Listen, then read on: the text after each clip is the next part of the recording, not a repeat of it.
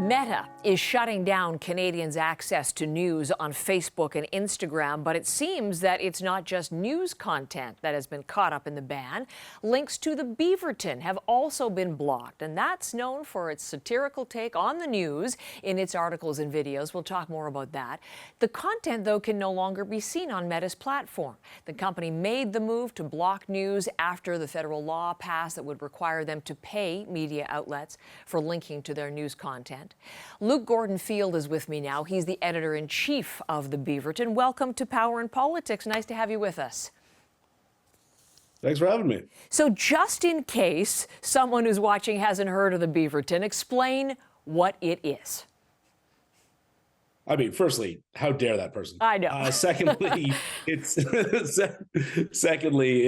a Canadian satirical newspaper. So basically, what we do is we copy and mock the verbiage and language of newspapers and use that to make up our own ridiculous stories. Sometimes they have something to do with what's going on in the news, and sometimes they're just complete ridiculously absurdity that we find funny.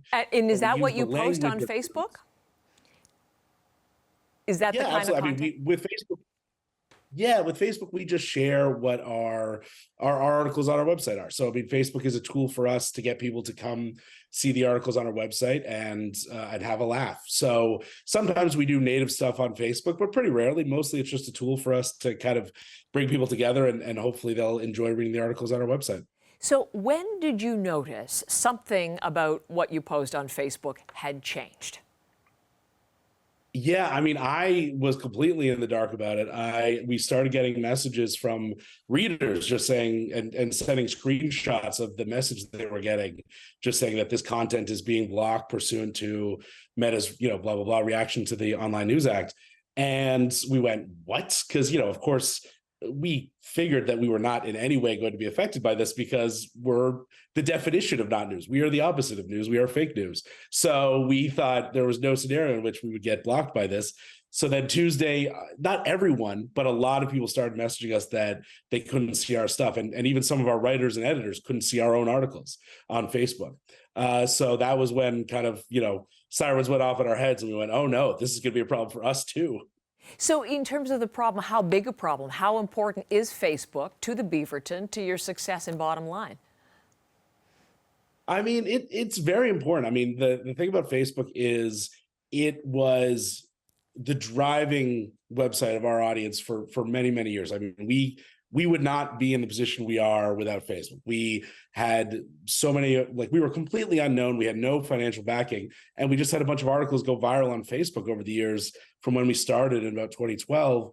And that's what built our audience. Now, today, Facebook, for a lot of reasons, number one being they don't show our content to a lot of our followers, isn't as big, isn't as important as for us, but it's still the number one driver of traffic. So even if it's not 80, 90% of our traffic, the way it was 4 or 5 years ago, it's still probably 60, 70% of our traffic. So if all that goes away, you can imagine the impact that would have on revenue. That's exactly my question. If this shutdown continues, what will the impact be?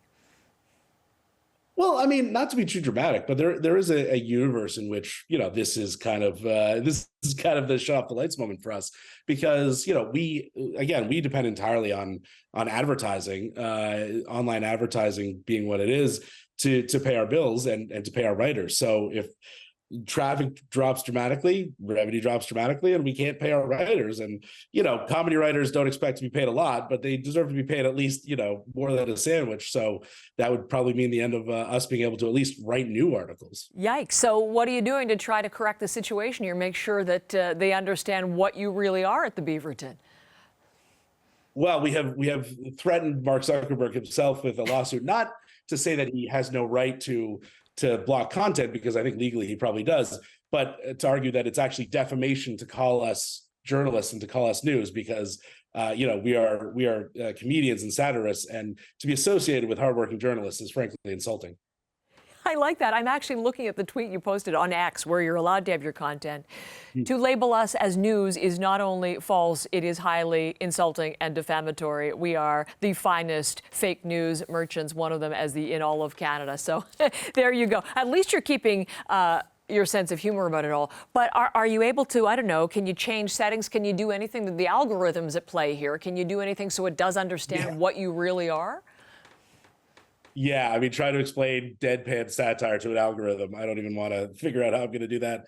Yeah, I mean, we've adjusted our about information on Facebook, which I hadn't changed in a decade plus probably, to make it clear we are comedy. But I do understand, from an algorithm and a keyword search term perspective, because we do ape the language of news so much. I mean, our little catchphrase is North America's trusted source of news. We call ourselves news.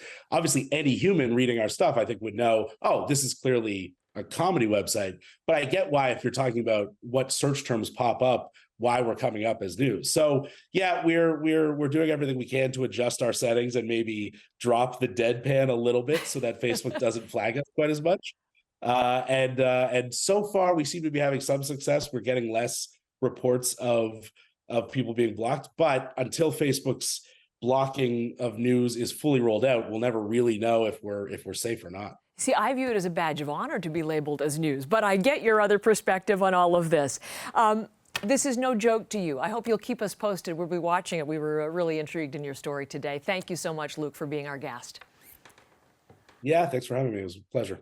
Luke Gordon-Field, the editor-in-chief of the Beaverton.